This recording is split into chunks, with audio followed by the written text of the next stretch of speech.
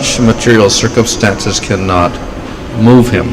Generally, a materialistic person becomes very happy when there is something for his sense gratification and his body, but when he sees that others have something for their sense gratification and he hasn't, he is sorry and envious.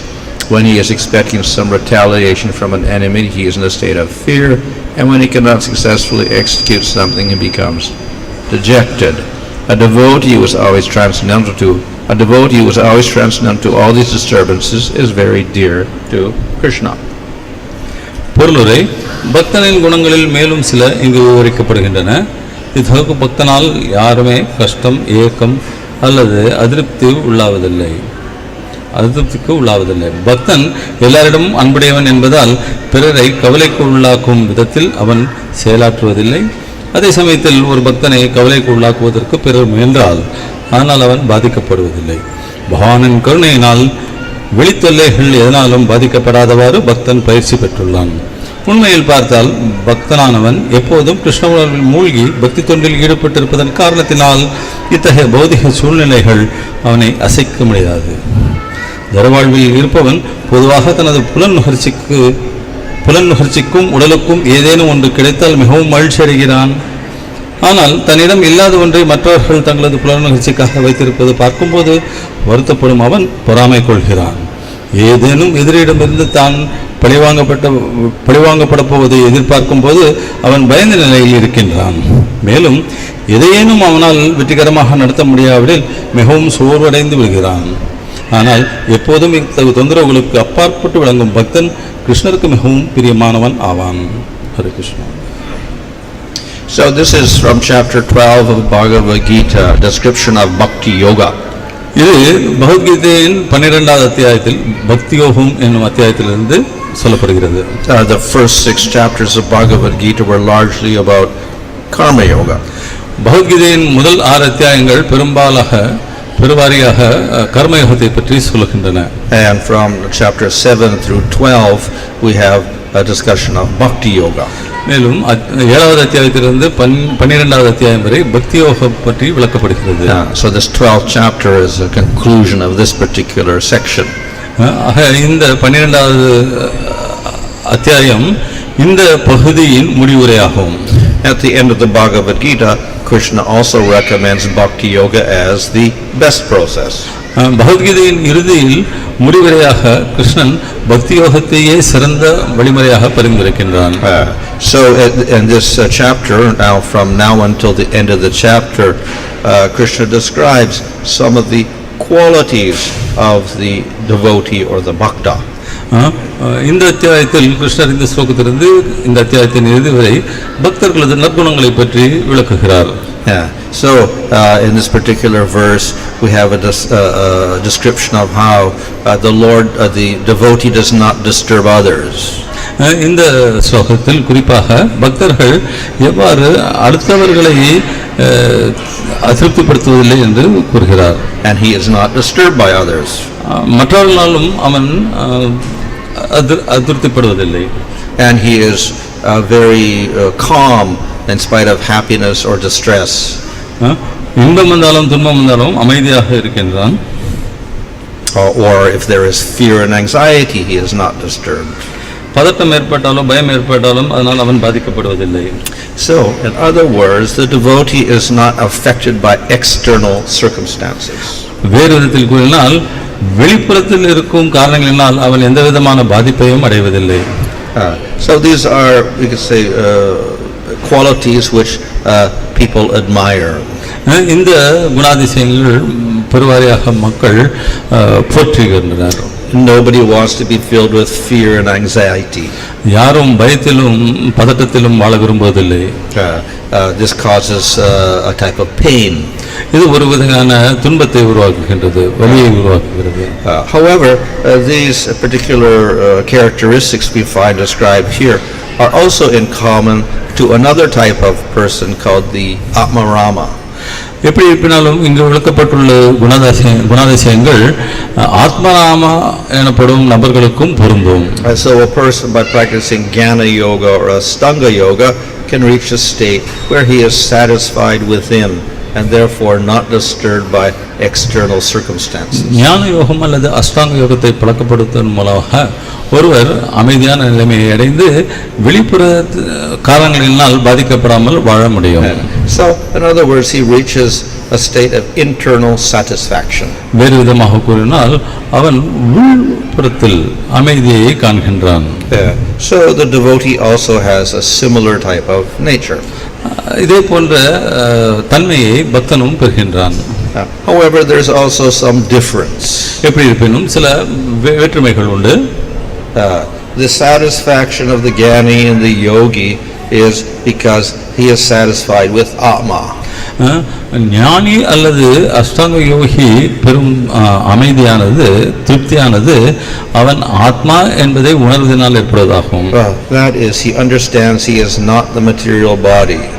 அவன் தான் இந்த லௌகிக சரீரம் அல்ல என்பதை புரிந்து கொள்கின்றான். The satisfaction of the devotee arises from his recognition of the Supreme Lord. ஆனால் பக்தனது திருப்தியோ அவன் முழுமுதற் கடவுளை உணர்வதன் மூலமாக ஏற்படுவதாகும்.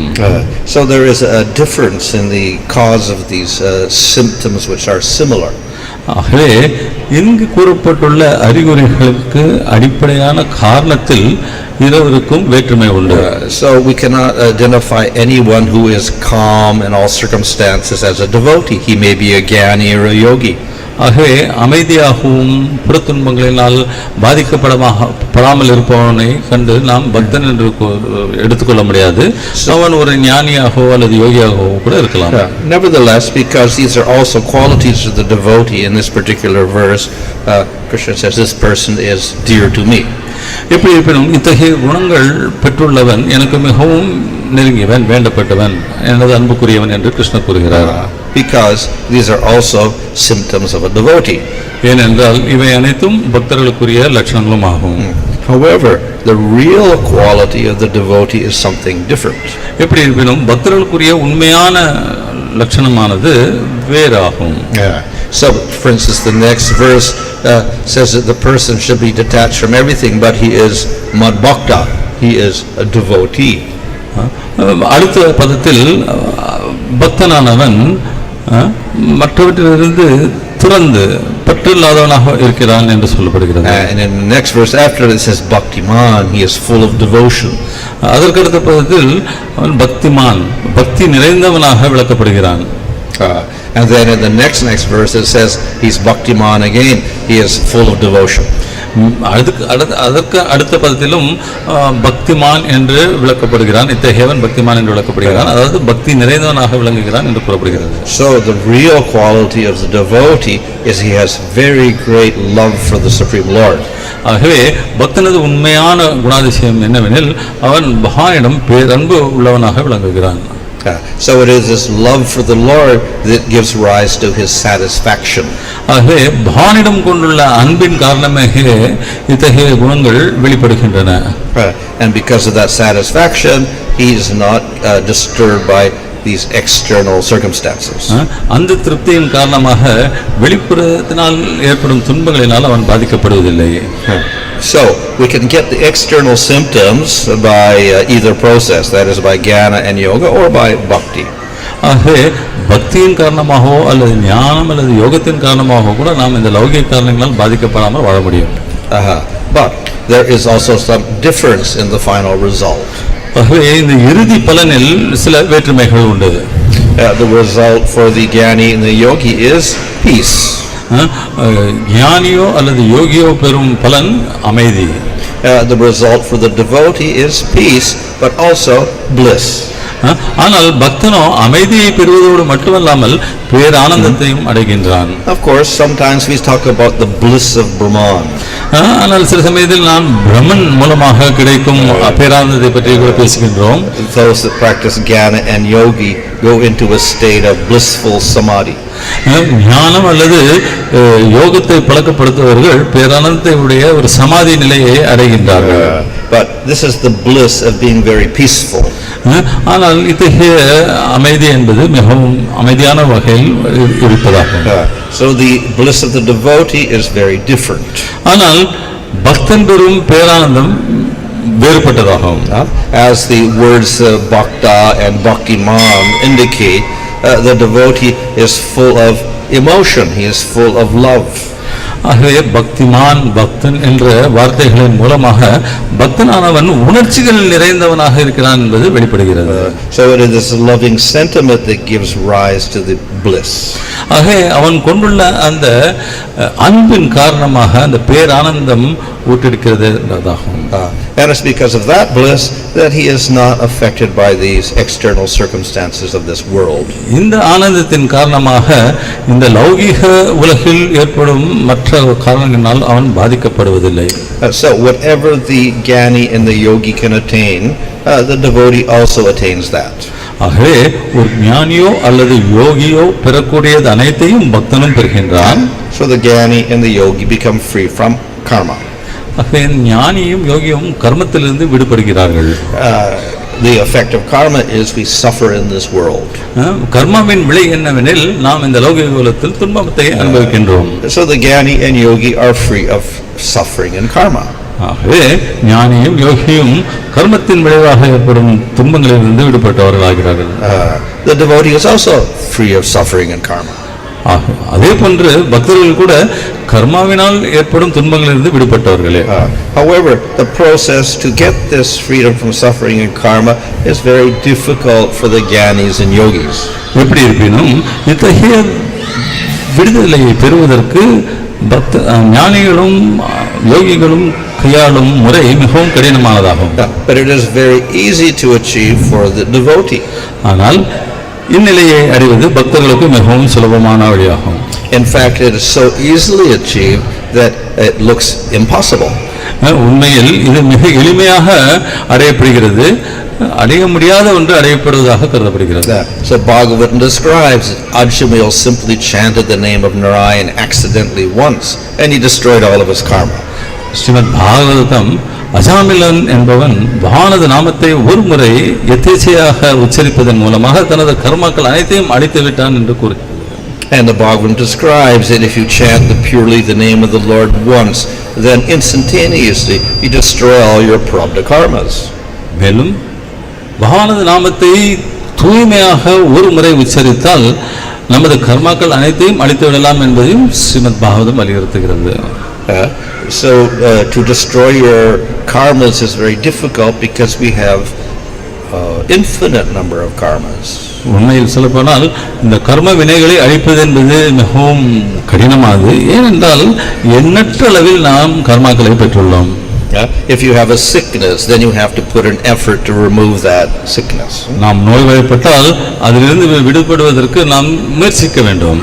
If you have 5 sicknesses simultaneously, then you have to take 5 different treatments simultaneously to get rid of those sicknesses. நமக்கு 5 விதமான நோய்களுக்கு உட்பட்டிருந்தால் 5 விதமான வைத்தியங்களை நாம் மேற்கொள்ள வேண்டியிருக்கிறது. If you had 20 sicknesses simultaneously, then you would have to take 20 treatments. அதே போன்று 20 விதமான நோய்களுக்கு ஆட்பட்டிருந்தால் 20 வகையான வைத்தியங்களை நாம் மேற்கொள்ள வேண்டியுள்ளது.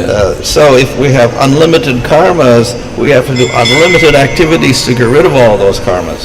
ஆகவே நம் எண்ணற்ற அளவில் கர்மக்களை சம்பாதித்து வைத்திருப்போம் என்றால் அதே போன்று எண்ணற்ற செயல்களில் ஈடுபட்டு அவற்றிலிருந்து வெளிப்பட முயற்சிக்க வேண்டியுள்ளது. So therefore the processes of jnana and ashtanga yoga are considered to be very difficult to do. ஆகவே தான் ஞான யோகமும் அஷ்டாங்க யோகமும் மிகவும் கடினமானவையாக கருதப்படுகின்றன. But all of that karma is removed very very quickly in a moment simply by a little bhakti. ஆனால் பக்தி யோகத்தின் மூலமாக இந்த கர்ம வினைகள் அனைத்தும் க்ஷணத்தில் மிகவும் எளிமையாக விடுபட முடியும். So whatever the jnani and yogi achieve by great endeavor over many thousands of years, the devotee achieves in a few seconds. ஆகவே ஒரு ஞானியோ அல்லது யோகியோ பல்லாயிரம் ஆண்டு கணக்கிலான பெரும் முயற்சிக்கு பிறகு அடையும் பலனை பக்தன் ஒரே க்ஷணத்தில் பெறுகின்றான். So one becomes free from karma, free from suffering. கர்ம வினைகளிலிருந்து விடுபட்டு துன்பங்களிலிருந்து விடுபடுகின்றான். One becomes free from birth and death. மேலும் பிறப்பு இறப்பு என்னும் சுழற்சியிலிருந்து விடுபடுகின்றான். So these are very easily achieved through the process of bhakti. இவை அனைத்தும் பக்தி யோகத்தின் மூலமாக மிக எளிதாக அடையப்படுகிறது. But the Jnani and the Yogi achieve nothing more than that, freedom from birth and death. ஆனால் ஞானியோ அல்லது யோகியோ இறப்பு பிறப்பு என்பதற்கு அப்பாற்பட்ட எதையும் பெறுவதில்லை. So the devotee achieves something much greater than that. ஆனால் ஒரு பக்தனோ அதற்கும் மேலான இன்பத்தை பெறுகின்றான்.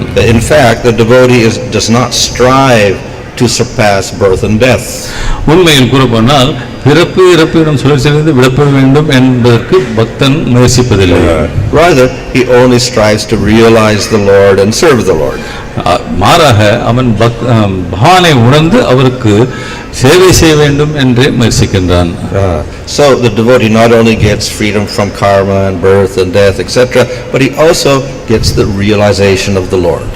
ஆகவே பக்தனானவன் இந்த கர்ம வினைகளிலிருந்து விடுபட்டு பிறப்பு இறப்பு எனும் சுழற்சியிலிருந்து விடுபடுவதோடு மட்டுமல்லாமல் பகவானுக்கு சேவை செய்யும் நிலையையும் அடைகிறான். And this gives rise to much greater satisfaction and happiness than simply escaping from the material world. ஆகவே இத்தகைய ஒரு நிலை லௌகிகத்திலிருந்து தப்பிப்பதை விட மேலான ஒரு இன்பத்தை தருகின்றது. So therefore the process of bhakti is recommended for everyone.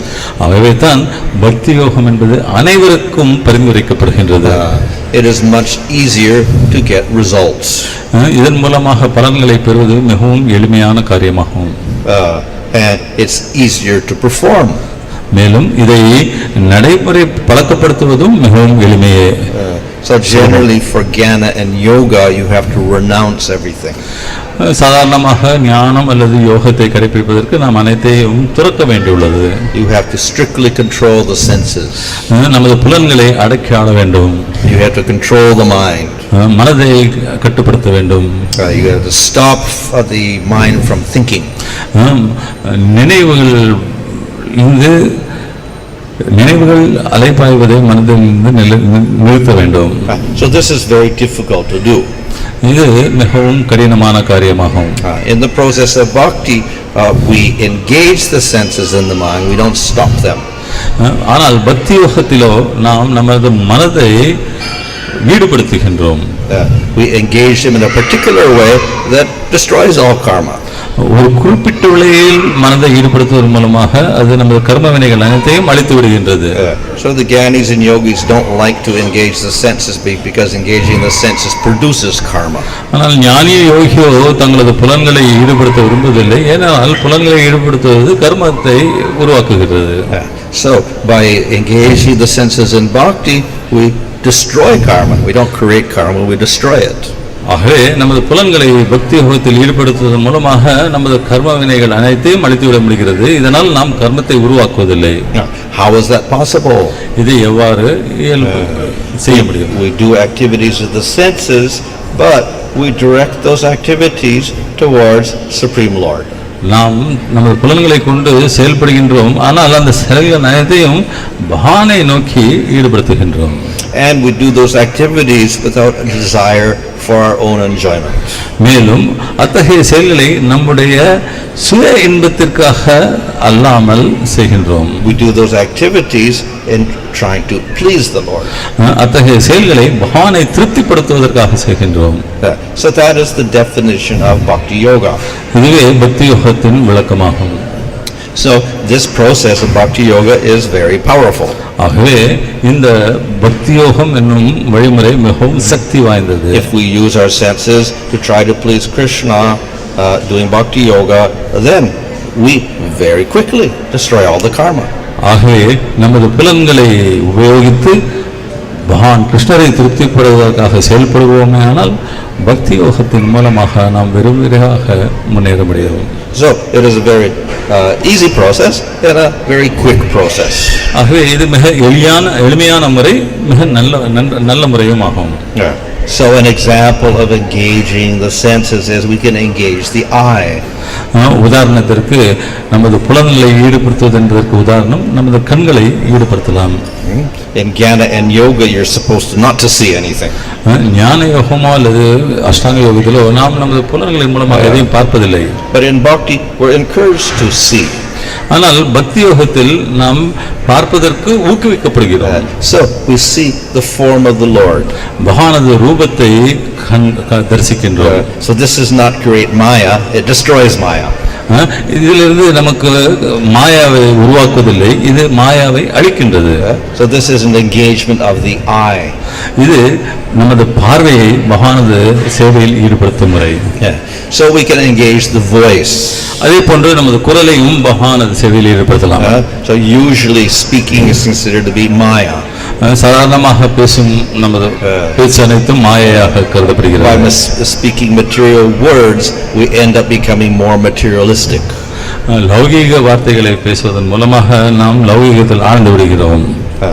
But in Bhakti Yoga, we use the voice to glorify Krishna. ஆனால் பக்தி யோகத்தில் நமது குரல் வளத்தை பகவானது புகழ்பாட உபயோகப்படுத்துகின்றோம். We call this kirtan. இதையே கீர்த்தனம் என்று சொல்கின்றோம். So we glorify the Lord using our voice.